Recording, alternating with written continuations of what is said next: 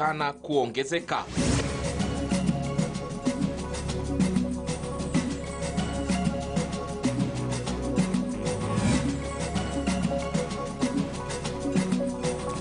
Karibu kwenye taarifa za mbiu ya KTN alasiri hii. Mimi naitwa Ali Manzu. Mtazamaji, magavana kutoka kaunti 13 ambazo zimetajwa kama zilizo na idadi ya juu zaidi ya maambukizi ya COVID wamesema masharti yaliyowekwa ya kudhibiti kuenea kwa virusi yatazaa matunda iwapo yatazingatiwa kikamilifu kama inavyostahili. Hii leo siku ya tano tangu kaunti hizo 13 kuwekewa vikwazo na kukaziwa zaidi kanuni za Korona na serikali kutokana na idadi ya juu ya maambukizi ikilinganishwa na kaunti zingine hapa nchini. We are calling upon all members of the society to join the war through the system in whichever way possible in order to stop the spread of the virus. Support the frontline staff and vulnerable members of society. We remind those who are sick and unwell should report immediately for treatment without wasting time, since the current beta strain of the virus leads to a more severe disease and is rapidly progressing in the families and community. Continue to wear a mask, wash hands, and keep distance. Reduce the crowding and be in the risk spaces such as bars and social grouping. The issue of oxygenation. We were looking at our oxygenation capacities. Fortunately, the 3 counties here, Kisii, Kakamega, and Kisumu, have oxygenation plants. But these plants can only give about 300 liters per minute. A patient needs about 50 liters per minute.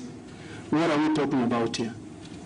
We need to increase capacities for oxygenation in the region. For us, fortunately for some of us, we are able to supply some of the oxygen to the other hospitals that don't have, but this is not enough. So I think, again, national government needs to help us on infrastructure development in the whole area of oxygenation. With regard to vaccination, as you know, it was announced yesterday in the papers, and I think in the papers today too, that we are soon getting some vaccines in August. But even that number will not be enough. New York has proved that if you vaccinate over 90% of the population that needs vaccination, you can put COVID at rest, by the way. And New York has now gone back to normal. If we again were allowed as counties to import vaccines, even working with our development partners, we are prepared to do so. Tukiachana na hayo, tume ya kuratibu mishahara ya watumishi wa umma SRC imewataka maafisa wa vyama kujadiliana na waajiri wao kuhusu uamuzi wa SRC kutoongezea watumishi wa umma mishahara kwa miaka 2 ijayo. Wafanyikazi wa serikali walionya kwamba watatatiza utoaji huduma iwapo SRC haitobadili uamuzi wake. Vilevile wafanyikazi hao wanadai kwamba SRC iliafikia uamuzi huo bila kushauriana nao. Mwenyekiti wa SRC Lynn Mengich alizungumza na KTN News mapema hii leo. I've heard repeatedly everybody talking about freezing of salaries. What the commission has done is to freeze increasing the pay structures. Now, in the public service, we have a pay structure that determines the minimum and the maximum pay that an employee can be paid. It's now 4 years, so the expectation from many public servants, rightly so, was that the salary structures would be reviewed. But again, can the country afford? No. Hence, that is what the commission said will not happen. All right. That is entirely freeze. In our communication, we clearly indicated that there will be some salary adjustments within the existing pay structures. Indeed, Linda, I must say that in the private sector, that is not the case. Most companies cannot even talk about any form of increase, or in fact struggling to pay the salaries that are there. So it's not a total freeze. And just to clarify the last point you said, are state officers also affected? Yes, they are. Let me clarify that the Commission does not negotiate with trade unions. That is the role of the employer. The role of the employer, of the SRC, is to advise the employer. Was there consultation with employers? Yes, absolutely. All the employers, we had meetings with them, and we taken them through the decision that had been arrived at in consultation with Treasury. So that is our mandate is to advise employers. It is the employer who will then discuss with the trade union how to negotiate in the context of the advice given by SRC. All right. So, Madam Chair, why 2 years? Why not 1 year or 3 years for this, freeze of salary increment and allowances? It is based on the projection by the National Treasury as to when the economy is likely to improve. So it is indicative of 2 years. If the economy does not improve, Linda, it can even be more than 2 years. So it's really an indicative figure based on the projections by the National Treasury that within 2 years, we expect the economy will recover. And clearly in our statements, we did say after the 2 years, there will be a review to see whether the economy has recovered or not. And if it has, and the economy can afford a review, yes, it will happen. All right. Naam, nilimmengichu huyo mapema akizungumza na mwanahabari mwenzangu Brenda wakati wa asubuhi. Mtazamaji, tukiendelea na taarifa zaidi ni kwamba shule moja iliyoko katika kaunti ya Nyandarua ambayo ilifungwa wiki iliyopita baada ya wanafunzi 16 pamoja na walimu 4 kuthibitishwa kuwa na virusi vya Korona inatarajiwa kufunguliwa kwa wanafunzi wote wakati maafisa wa afya watathibitisha kuwa wanafunzi hawako kwenye hatari ya kuambukizwa virusi hivyo shuleni humo. Kulingana na mshirikishi wa Nyandarua Benson Leparamorijo, amesema kuwa shule hiyo imeanza kupokea wanafunzi kwa awamu ikiwa tayari wanafunzi wa darasa la 5 hadi la 7 wamerejea.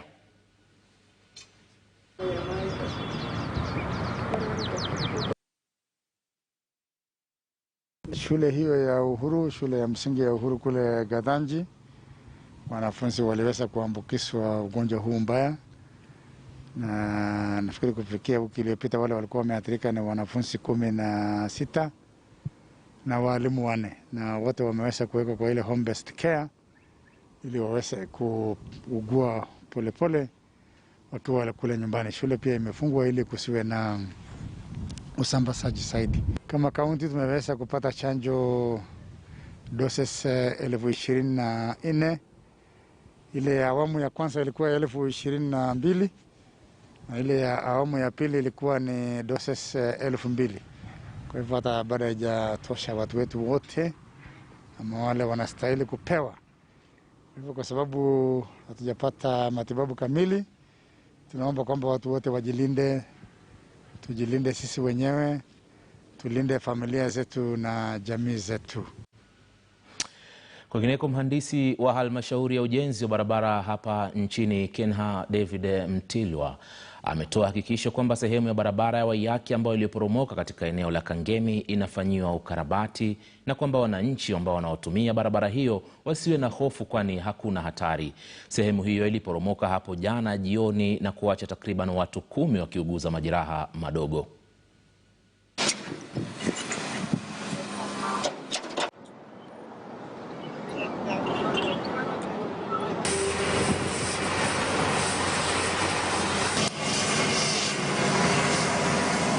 What happened yesterday is that in the process of preparing to build what is called a retaining wall, which you can see behind me, the team encountered a pocket of what appears to be some old, maybe some dumping ground or dumped material, which was loose.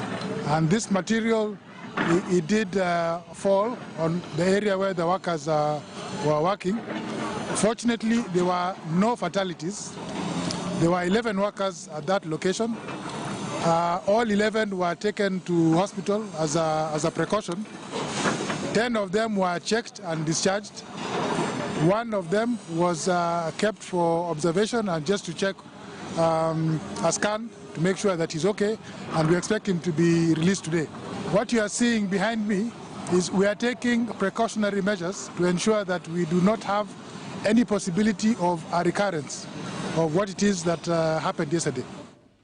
Na waziri wa kilimo Peter Munya amekiri kwamba yeye ndiye msemaji halisi wa eneo la Mlima Kenya na wala sio spika wa bunge Justin Muturi.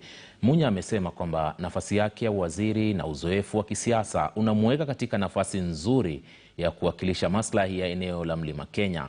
Vile vile ameongezea kusema kuwa wanaomsukuma Muturi wanajitakia makuu wasijue wanaligawanya eneo hilo kisiasa.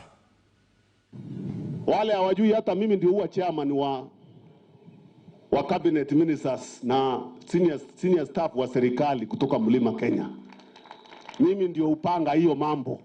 Tunaketi, wanaeleza na mimi napelekea president.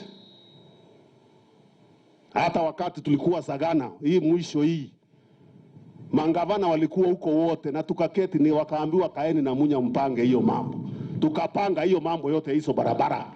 Sisi wa Meru hatuwezi tawaliwa na kabila ndogo tukiwa wengi. Tunasema kwamba tumeamua na kauli moja ati spokesman wa Meru ni Peter Katirao. There is no shortcut. Ya kwamba ukienda kwa Waluya unakuta Wamalwa na grupu yake. Ukienda kwa Wanjaluo unakuta Raila ako pale. Ukienda kwa Masai unakuta kina Katoo. Ukienda kwa Wakamba unakuta kina Kalonzo. Ukienda kwa Wakikuyu unakuta Uhuru. Na sisi tunasema kwamba ukia Meru community unakuta Peter Katirao. Hakuna shortcut. Tukibado kwenye masuala ya siasa, mbunge wa Nyeri mjini Ngunjiri Wambugu amesema lengo kubwa la chama cha Jubilee ni kuhakikisha kwamba kimeshinda kiti cha ubunge cha Kiambaa katika uchaguzi mdogo ujao. Ngunjiri ambaye alikuwa akizungumza mjini Nyeri amesema mjadala unaoendelea kwa sasa kuhusu kubuniwa kwa miungano ya kisiasa utazaa matunda iwapo chama cha Jubilee kitafanikiwa kushawishi umma kwamba kina uwezo wa kushinda chaguzi hizo. The most important thing right now is to focus all our effort, all our attention in making sure we deliver the Kiambaa parliamentary seat and the Muguga County Assembly position. Once we deliver those seats, we are now able to have a conversation with other parties because every party wants to have a conversation with us on the basis that they believe we are the leading party in the Mount Kenya region. It is important for us to consolidate that and make sure that we confirm that position. It's not just a position. We had a bit of a problem in Juja. We lost a seat. People started saying that Jubilee has lost traction in the region. We need to recover that traction by making sure we deliver Kiambaa. And we intend to deliver Kiambaa. I know you've been following. We have a lot of work going on. We have all circle wagons over the weekend. We had members of parliament. We have members of parliament going this week. I'm going to be going to Kiambaa this week. We must deliver Kiambaa for us as a party. Then we are now able to go and talk to other parties about forming the next government. Na tukiachana na hayo, visa vya wanawake kuwadhulumu kimapenzi watoto wa kiume katika kaunti ya Kwale vinasemekana kuongezeka hasa wakati huu wa kupambana na virusi vya Korona. Msimamizi wa shirika la Sauti ya Wanawake Dina Otieno amesema wameanza mjadala ambao unahusisha kina mama na vijana ili kumaliza visa vya dhulma za jinsia. Matumizi ya dawa za kulevya, kukosa elimu na kazi zimetajwa kama baadhi ya changamoto ambazo zinachangia katika maovu hayo katika jamii. Visa vya dhulma za jinsia sasa zinatajwa kuwa katika 15% hadi 70% ikilinganishwa na hali ilivyokuwa hapo awali. Na 5 ama 40 za kesi ambazo zilikuwa zikiripotiwa, lakini msimu wa Korona tumeona ongezeko la kesi kutoka kwa 35% hadi 70% ya kesi ambazo zinaripotiwa. Na kesi hizi tumeona watu wengi ambao wamehusika, ambapo ni watu wazima kama wanaume, akina mama, vile vile hata vijana kwa kiwango kubwa. Na wakati huu ndio mara ya kwanza tumeona kesi ambazo zimeripotiwa za defilement, ambapo tunaona watu wazima ambao pia ni wanawake wameweza kujiingiza katika kesi hizi wakidefile watoto wa kiume. Katika haya mashirika ambayo yanafanya mambo ya gender based violence, lazima sasa they venture katika hii kategori ya vijana waweze kuhamasisha kuhusiana na haya mambo, kwa sababu sisi kama youth group pale kwetu Kinondo Youth Action Plan tumejaribu kudevelop a concept ambayo imelenga bodaboda, kwa sababu bodaboda wameemerge kama perpetrators wakubwa sana wa mambo ya defilement na mambo ya child pregnancy. Sasa tumejaribu kama na hiyo concept tuweze kuhamasisha na kuempower waweze kutambua kwamba hawa vijana wa kisichana ni walengwa katika taifa letu la Kenya na watu ambao wako vulnerable, ambao lazima sisi tuangalie vizuri. Wasichana ambao umri wao ni mdogo lakini wako nyumbani, pia tumeona kwamba idleness, hawana kazi. Kuna groups kule tumeziform ambazo tunahusisha wasichana na mafunzo, lakini baada ya mafunzo wanaenda wapi? Wanarudi mitaani kufanya shughuli zao. So serikali kama serikali isaidie pamoja na mashirika wawe na uhusiano mwema, watu sukume mbele zaidi. Na kwingineko, mashirika mawili yasiyo ya kiserikali yameanzisha mradi unaolenga kuboresha uhusiano kati ya mtoto wa kike na baba yake kama njia moja kukomesha tamaduni ambazo zimepitwa na wakati kama vile ukeketaji na ndoa za mapema katika kaunti ya Pokot ya Magharibi. Mradi huo unaanzishwa kwa mara ya kwanza katika wadi ya Masil, Pokot ya Kati, ambayo inashuhudia visa vingi vya ukeketaji. Mradi huu unaonekana utasaidia kuhakikisha kina baba wanaruhusiwa ama wanawaruhusu watoto wao wa kike kuendelea na masomo yao bila kuwalazimisha kuozwa mapema au hata kukeketwa.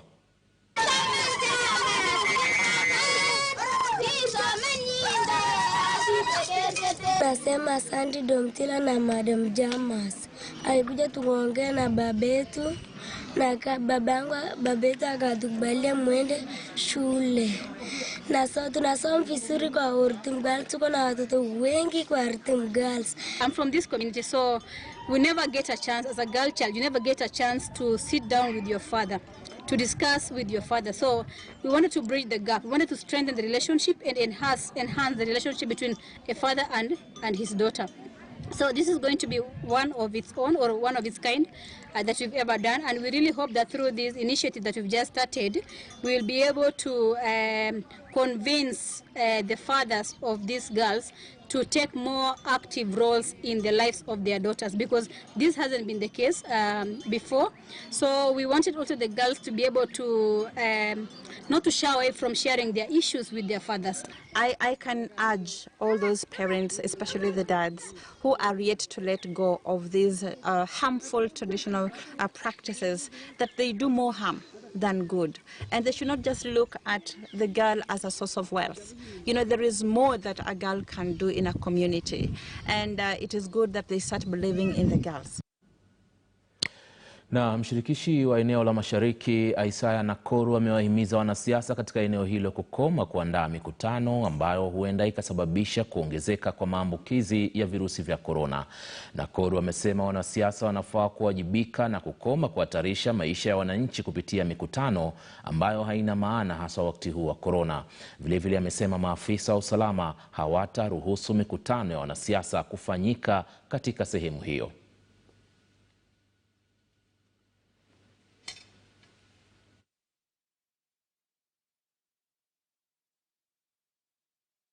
The political class, in my opinion, are becoming a challenge. Because they continue convening meetings against the procedures provided, some of them trying to flout those procedures. So we want to appeal to those political or members of the political class to respect the protocols, adhere to the protocols, so that we do not subject Kenyans to unnecessary problems.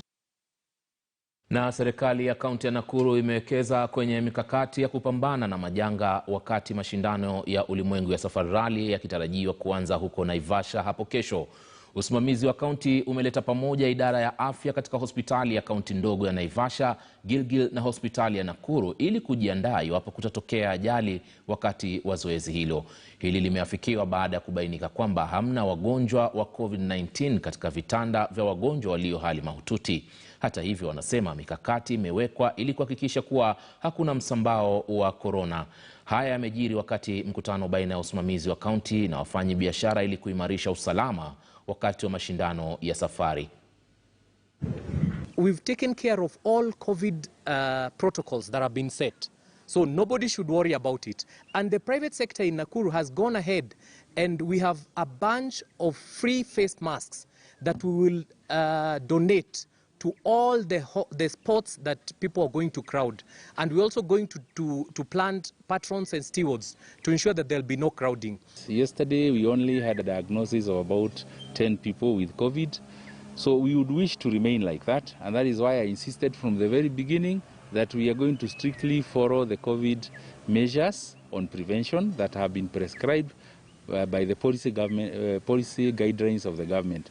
And in that note, we are working with the national government and the county emergency committee on COVID so that we are able to control the crowds properly. Na tukiendelea bado na taarifa zinazohusiana na msambao wa korona ni kwamba kaunti ya Migori kule imeanzisha zoezi la kuhamasisha wenyeji kuhusu athari za janga la korona. Kulingana na kamishna wa Suna ya Mashariki Kibe Maguta, shughuli hiyo ambayo inaongozwa na Wizara ya Mawasiliano itasaidia zaidi kuwafikia wananchi mashinani na kuwasisitizia ile hoja ya kuhusu janga la korona na athari zake. Kulingana na Maguta, zoezi hilo litaendelea kwa siku 3.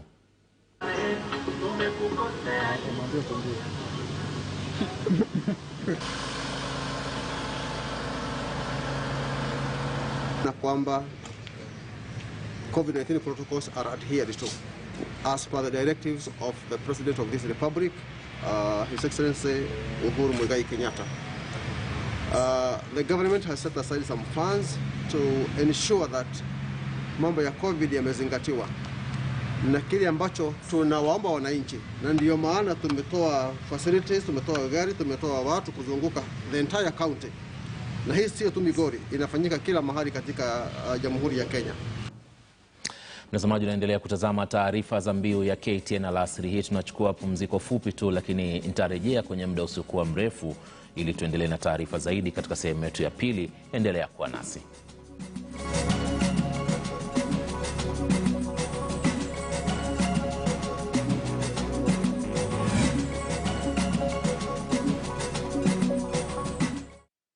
Fried ginger